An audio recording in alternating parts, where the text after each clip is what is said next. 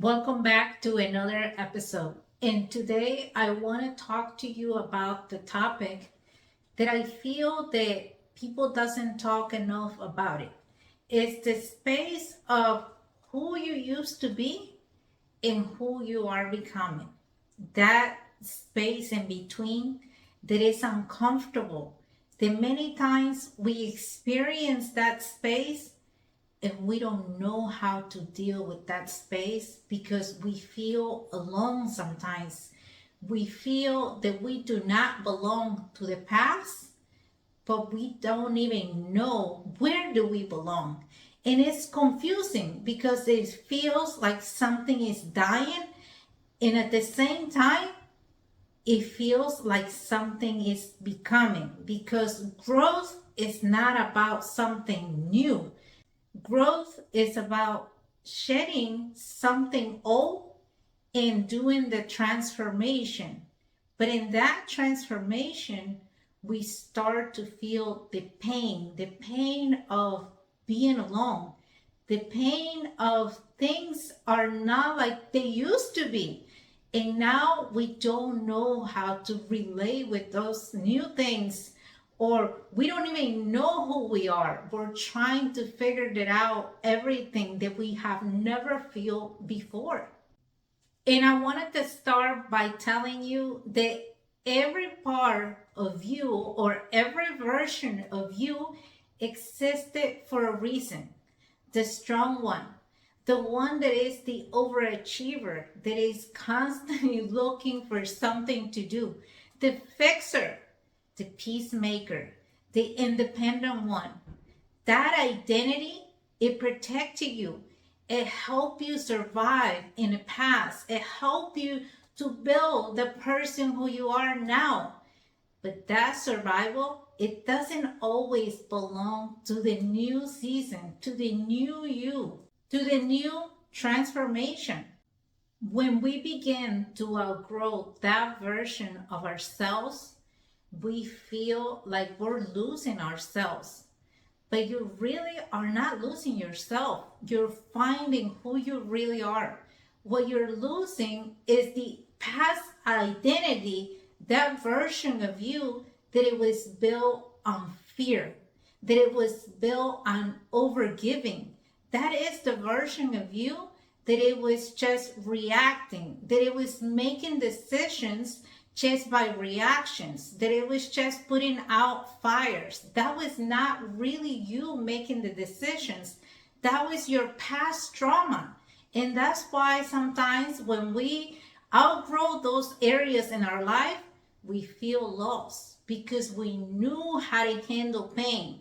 Even if it was something uncomfortable or it was familiar to us.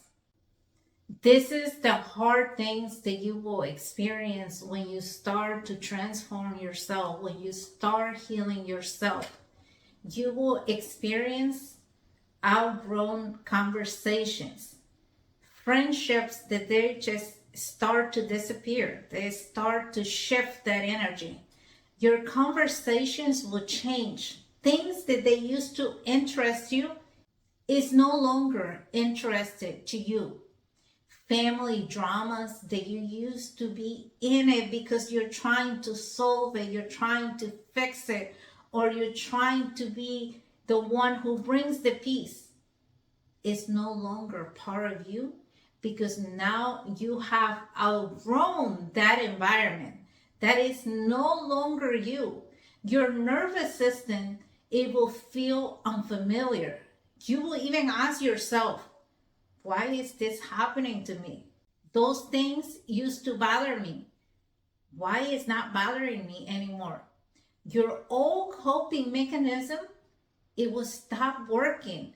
In your brain, it will interpret those unfamiliar and things that are happening to you is something that is unsafe. And it will try to pull you back, to go back to who you used to be. Our nervous system, it will try to keep us safe because it remember what happened in the past. It remember the past trauma. So it will try to keep us on overworking, on people pleasing, an emotional drain, emotional intensity, chaos, more work, more doing, because chaos will feel familiar to our nervous system, to our beliefs, to our brain. So our body, it will feel like, hey, it was better before. Not because it was better, but because your nervous system is used to that pain, that it no longer sees it as a pain or as a threat. It looks for something that it feels comfortable, something that is used to it. And many of us, when we get to that point, we go back because peace, it looks different. We are not used to that new thing, a new way of feeling. Growth feels quiet, and quiet because we don't really recognize it or we're not used to it. It can feel uncomfortable at first because our nervous system, our mind, our identity is trying to calibrate it, is starting to recognize this new signal. And I want to remind you of something. When you transform, when you change, not everyone will do it with you. Some people, they will stay where they are. So don't feel that because you change, everybody has to come with you. No, the transformation is for you. And it's not for you to push others to do the same thing you're doing. Everyone has their own time. You can offer them guidance, but you cannot pressure other people. And that doesn't make you better. And just because you are healing, that doesn't mean you're better than someone else. It's just you're different. You start getting into more in depth of who you really are instead of just reacting to the noise of the outside, of just people activating your wounds. Now you're cutting all the lines that it keeps activating your trauma. You're completely ripping off all the cords that people has in your body to control you. You're cutting that off and you're saying, I'm okay. I don't need other people to control who I am. I don't need other people to tell me what I can do, who I can be. I'm in control. I've been driving this car for so long in automatic that now I want to drive it. I no longer want my nervous system to take me whatever it feels like. Now I'm in control of my life, and I'm in control of what do I want to achieve and how do I want to do it. Now you're working from peace instead of adrenaline, alignment instead of validation. And suddenly, what you used to feel excited about, now it feels exhausting. And that is not loneliness. That is space. It's not punishment. You're having a space for new connections, the new matches, new people, new relationships that they are on your frequency. You're no longer begging for people to recognize who you are. You are no longer overgiving. You are no longer begging for people to see you. You see yourself. You're no longer reacting, but you're acting in a way that you feel that is aligned with who you really are. The most important thing in this season is not to rush back to who you used to be because you feel more safe or because it feels familiar, but to let yourself stay in that discomfort, to feel the awkwardness, to let yourself feel the different, to let yourself feel unsure. Your nervous system is recalibrating, is taking the new signal. So you have to stay still at that moment, even if it feels uncomfortable. because now you're learning how to live without the coping strategies, the ones protecting you. But now they're no longer needed. And that takes time. So don't try to rush it. This is not a regression. This is a rewiring of the brain, of your nervous system. And that takes time. That is not something that it gets done today and then tomorrow you're a new person. Because you have to remember, it took years to become the person that you are now. It took years for limiting beliefs to stay in your brain. It took years for your nervous system to stay in the way that it was before. So you're not going to just snap your fingers and everything, it will be okay. I look at it this way. In the industry that I'm in, a lot of people think that anyone can clean a home. And yes, you can clean a home, but can you clean it really good with time, with the training, with all the tools that you will be given from a professional cleaning? Probably not, because you need training. You need time to understand it, how to use the tools, how to put them into practice, how to check how long the chemical has to sit on a surface, and how to get it off properly. That's how healing, that's how transformation is. It's not something that you just go in and just spray any kind of chemical all over the place and wipe it down. No, if you really want to disinfect those areas that you're trying to clean, it's going to take time. It's going to take training. And then once you're doing it, you have to be consistent. You have to stay on task. You have to continue the work. You can't just rush through. And I see it so many times in the cleaning industry where people try to clean their showers.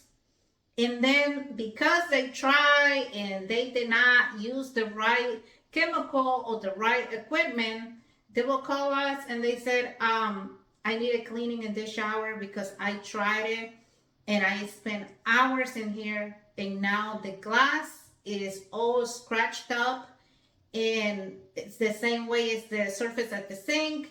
And I think I stained the floor, so I don't know how to get it off. Can you fix all of that? And we will go in and it will actually take us longer to clean something that somebody tried to clean, because we have to first get rid of all the stuff that they use, all the chemicals, and figure it out what kind of chemical it was and how we can try to repair those things. And some of that stuff, it cannot be repaired because it's already went deep onto the surface and it's stained it. And that's why it's important that if you're going to go through the process of transformation, of healing, you don't just start walking that road yourself. Because I have seen people who tried it themselves and they get hurt. Because one thing is for you to understand your trauma and where is it coming from and just leaving it open. That builds more anger. That builds depression, anxiety.